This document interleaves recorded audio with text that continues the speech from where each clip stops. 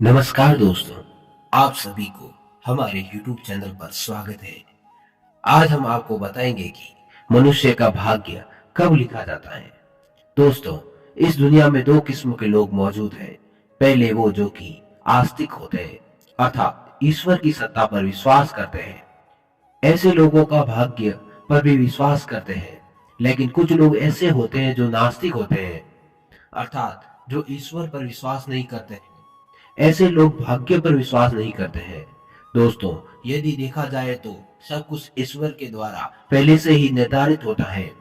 जब बच्चा धरती पर जन्म लेता है तो उसके जन्म से पूर्व ही उसके भाग्य का निर्धारण ईश्वर द्वारा कर दिया जाता है। ऐसे में कुछ लोग कहते हैं कि जब सब कुछ हमारे भाग्य से पहले ही निर्धारित है तो हमें कर्म करने की क्या आवश्यकता है। तो दोस्तों, मैं आपको बता दूं कि कर्म करना बहुत जरूरी है, क्योंकि जो हम कर्म करते हैं इसी कर्म के आधार पर हमारा अगला जन्म निर्धारित होता है। आज हम इसी के बारे में आपको विस्तार से जानकारी देंगे, तो देखते रहिए वीडियो को अंत तक। मनुष्य का भाग्य कब लिखा जाता है। दोस्तों, आपने श्री कृष्ण धारावाहिक जरूर देखा होगा।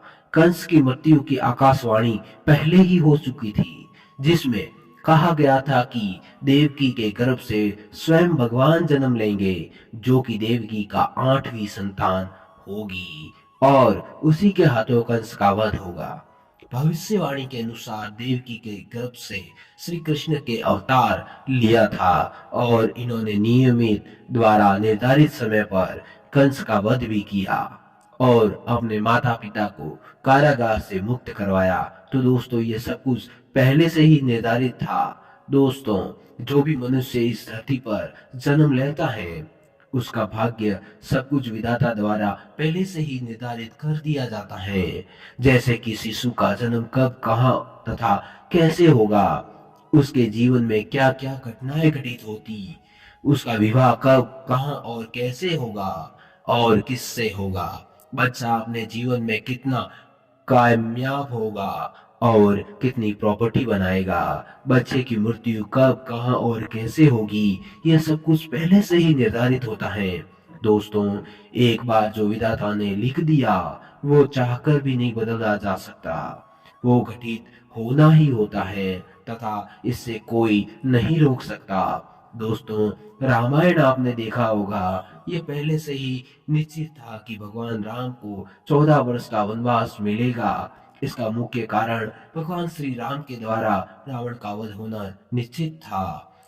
दोस्तों, एक बात का ध्यान रखिएगा कि आप अच्छे या बुरे जैसे भी कर्म करते हैं, इसी के आधार पर आपका अगला जन्म और भाग्य निर्धारित होता है। हमारे हिंदू धर्म शास्त्रों में कर्म को वरदान कहा गया है, क्योंकि बिना कर्म के भाग्य कहाँ बनता है। मनुष्य जीवन का असली उद्देश्य उस पर परम पिता परमेश्वर को प्राप्त करना है। यदि आप उस परम पिता परमेश्वर को प्राप्त कर लेते हो तो आप 84 के चक्कर से मुक्त हो जाते हैं।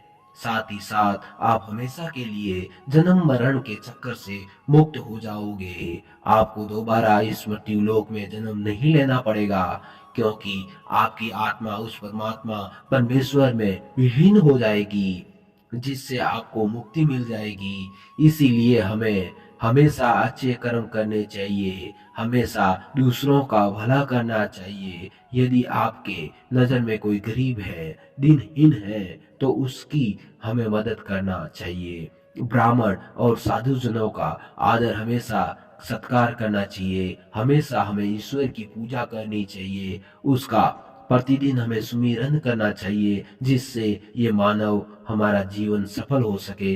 लेकिन एक बात ध्यान रखिएगा, यदि आप बुरे कर्म करते हैं, लोगों को सताते हैं या लोगों को आप परेशान करते हैं, तो आपको उसकी सजा इसी जन्म में भोगना पड़ेगा। दोस्तों, आशा करता हूँ आपको हमारा वीडियो पसंद आया होगा। अगर वीडियो की जानकारी अच्छी लगी हो तो प्लीज़ हमें लाइक कमेंट करके अवश्य बताएं।